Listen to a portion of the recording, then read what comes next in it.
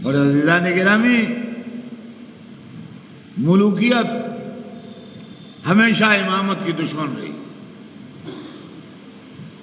ملوکیت ہمیشہ امامت کی دشمن رہی، اور خدا کی قسم وہ کام 5ویں امام تک جو بنی امیہ نے کیا،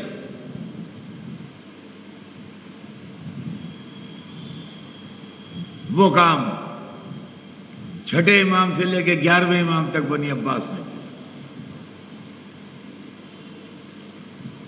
تاریخ بتاتی ہے کہ آج جس امام کے سلسلے میں یہ مجلس اعلیٰ منعقد ہوئی ہے، آج جا کے دیکھیے آپ تو عزیزان گرامی، ایک بات عجیب و غریب ہے کہ امام رضا میں اور دوسرے اماموں میں فرق یہ ہے، جو غریب الغربا کہلاتے ہیں، یعنی پردیسیوں کے پردیسی، غریب پور کے معنوں میں نہیں ہے، عربی میں غریب پردیسیوں کہتے ہیں، پردیسی کو غریب کہتے ہیں، تو یہ عربی کا لفظ ہے غریب الغربا۔ تو سب شہیدوں میں اور اماموں میں اور 8ویں امام میں فرق یہ ہے کہ اور امام جو شہید ہوئے گھر سے باہر، وطن سے باہر، وہ عرب علاقے میں تھے، اس لیے کہ پہلے امام، تیسرے امام، 7ویں امام، 9ویں امام، 10ویں امام، 11ویں امام، یہ سب عراق میں شہید ہوئے، ورنہ مدینے میں شہید ہوئے۔ دوسرے امام، چوتھے امام، 5ویں امام، 6ٹھے امام، یہ مدینے میں شہید ہوئے۔ امام رضا اپنے گھر سے بھی دور شہید ہوئے اور عرب علاقے سے بھی دور، بہت دور، ایران میں شہادت پائی۔ تو یعنی بالکل غربت کی بھی حد تمام ہو گئی۔ لیکن آج ہم دیکھتے ہیں کہ ایک تو امام رضا اپنے گھر سے دور تھے، اپنے ملک سے دور تھے، اپنے چاہنے والوں سے دور تھے، غیر ملک میں تھے، لیکن آج جو مجمع امام رضا کے روضے پر ملتا ہے، جو لوگ زیارت سے مشرف ہو چکے ہیں وہ جانتے ہیں، جو نہیں گئے مولا انہیں بلائیں۔ لیکن ہر جگہ مجمع ہے، جہاں پابندی نہیں ہے وہاں مجمع ہے۔ جنت البقیع میں تو لوگ دور سے کھڑے ہو کے روتے ہیں، لیکن عراق میں ہر جگہ مجمع ہے، یہ بات نہیں ہے۔ لیکن 24 گھنٹے جو شان مشہد میں ہے، وہ اور جگہوں پر وہ چیز، وہ کیفیت نظر نہیں آتی۔ میں خود عینی شاہد ہوں اس بات کا کہ سردی کے زمانے میں جب برفباری ہو رہی تھی، میں ایک مرتبہ تھا تو 2 بجے دن سے برف گرنا شروع ہوئی، اور میں زیارتیں وغیرہ کر کے رات کو 12 بجے کے بعد حرم سے نکلا تو صحن مبارک میں اتنی برف تھی کہ پنڈلیوں تک برف آ رہی تھی، سوائے اس کے کہ وہ راستہ جو بنا دیا گیا تھا اسے صاف کر دیتے ہیں۔ اور عالم یہ تھا اس رات میں کہ بچے چلے آ رہے ہیں، عورتیں چلی آ رہی ہیں، چھوٹے چھوٹے بچوں کو لپٹائے ہوئے کمبلوں میں چلی آ رہی ہیں، ویل چیئر پہ کوئی چلا آ رہا ہے، کوئی لکڑی کے سہارے چلتا ہوا بڈھا آ رہا ہے، تو یقین مانیے دیکھ کے میں شاید حرم کے اندر اتنا نہیں رویا جتنا زائروں کو آتے دیکھ کے رویا کہ یہ غریب الغربا کی سرکار ہے یا دنیا ٹوٹی پڑ رہی ہے۔ شاید مشیت کو یہ گوارا نہیں تھا کہ امام اکیلے رہیں، کہا 24 گھنٹے تمہاری قبر مبارک کا طواف ہوگا اور 24 گھنٹے پروانہ وار نثار ہوتے رہیں گے چاہنے والے اور سلام ہوتے رہیں گے۔ دو جگہ مجمع بہت ہے، ایک مشہد میں روضے پر مجمع بہت ہے اور حسین کے نام کے گرد مجمع بہت ہے۔ آپ جانتے ہیں یہ مجمع کیوں ہے؟ جہاں شمع ذکر حسین جلی آ گئے، کہ مجلس حسین ہے، آ گئے۔ کربلا میں آواز دی تھی حل من ناصر،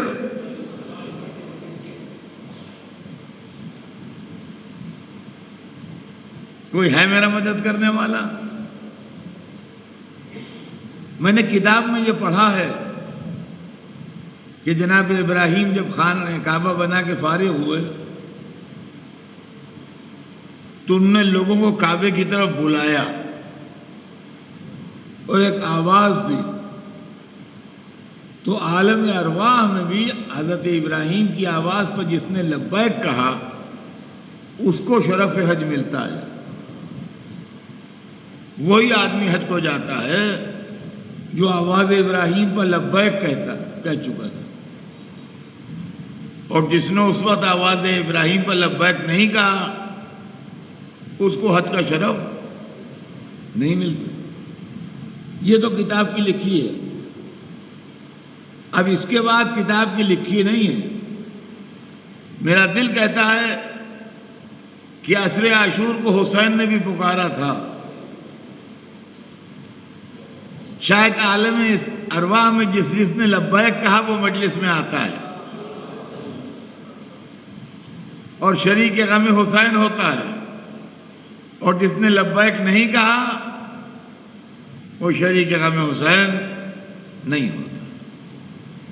تو عزیزان گرامی، ملوکیت ہی کا شکار امام رضا بھی ہوئے، اور ملوکیت نے اپنی سیاست سے جو طلسم بنایا تھا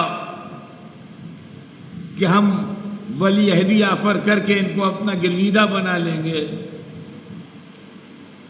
وہ کامیاب نہ ہو سکا، اس لیے کہ پہلے تو امام نے انکار فرمایا اور اس کے بعد جب اس نے بہت زیادہ اصرار کیا اور کہا کہ اگر آپ اس کو آفر نہ کریں گے تو میں آپ کو قتل کر دوں گا، تو موت کے ڈر سے نہیں، اتمام حجت میں گئے، اس لیے کہ یزید سے حسین جو لڑے تو سوال بیعت پر لڑے۔ اگر امام رضا مامون سے ولی عہدی کے معاملے پر لڑتے تو لوگ کہتے لو وہ تو اپنی حکومت دے رہا ہے، یہ لڑ رہا ہے، الزام ان پہ آتا۔ کہا میں آ تو رہا ہوں مگر تیری حکومت مجھے ملے گی نہیں، اس لیے کہ میری عمر تیری عمر سے کم ہے۔ لیکن وہاں جا کے دکھا دیا کہ امامت کیا ہوتی ہے اور حکومت کیا ہوتی ہے۔ جب آفتاب نکل آیا تو ہر روشنی پھیکی پڑ گئی اور لوگوں نے کہا کہ اگر ان کا اثر یوں ہی عوام میں بڑھتا رہا تو تیری حکومت تو گئی، تو تیرا تاج و تخت تو گیا، اب تو کچھ بچنے والا نہیں ہے۔ اچھا وہ بھی اپنے کو بہت قابل سمجھتا تھا، بادشاہ جو تھا، ایک دن وضو کر رہا تھا، غلام پانی ڈال رہا تھا، امام کا گزر ہوا کہا یہ کیا کر رہے ہو؟ کہا وضو کر رہا ہوں، اور کیا کر رہا ہوں؟ کہا یہ غلام پانی ڈال رہا ہے؟ کہا ہاں۔ کہا پھر سے وضو کرو، تمہارا وضو باطل ہو گیا۔ کہا کیوں؟ کہا کیا تم نے قرآن میں یہ نہیں پڑھا کہ اللہ کی عبادت میں کسی کو شریک نہ کرو؟ وضو نماز کے لیے تو ہو رہا ہے نا، یہ بھی جز ہے۔ جی جی جی سب سمجھ میں آ گیا۔ دیکھیے اہل بیت کے بغیر قرآن سمجھ میں آتا نہیں ہے۔ جو لوگ قرآن لٹکائے لٹکائے پھرتے ہیں اور قرآن کا غلط انٹرپریٹیشن کرتے ہیں، وہ قرآن پر ظلم کرتے ہیں۔ قیامت کے دن رسول اللہ فریاد کریں گے کہ یا رب ان قومی اتخذوا ھذا القرآن مہجورا، پالنے والے میری قوم نے اس قرآن کو چھوڑ دیا۔ قرآن میں آیت موجود ہے، اس لیے کہ قرآن کے لیے قرآن میں خود ہے کہ قد جاءکم من اللہ نور و کتاب مبین، تمہارے پاس اللہ کی طرف سے نور آیا ہے اور کتاب مبین آئی ہے۔ کتاب مبین سے مراد قرآن ہے، نور سے مراد اہل بیت ہیں۔ تو عزیزان گرامی، تو بالکل سامنے کی بات ہے کہ یہاں سارے مجمع کتاب بانٹ دیجئے کہ پڑھیے آپ اور بجلی غائب کر دیجئے، تو اندھیرے میں کوئی کیا پڑھے گا؟ کتاب ہاتھ میں رکھے رہ جائیں گے، پڑھ نہ پائیں گے گھر بھی۔ اس لیے کہ روشنی ہو تو پڑھیں۔ تو اہل بیت کی روشنی میسر نہیں تو قرآن سمجھ میں کیا آئے گا؟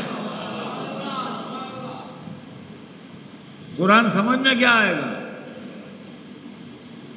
اسی مامون نے ایک دن کہا کہ ہم بھی تو نسل رسول سے ہیں، ہم بھی تو رسول کے خاندان کے ہیں، آپ جو اپنے کو فرزند رسول کہتے ہیں تو ہم کو غیر تھوڑی ہیں۔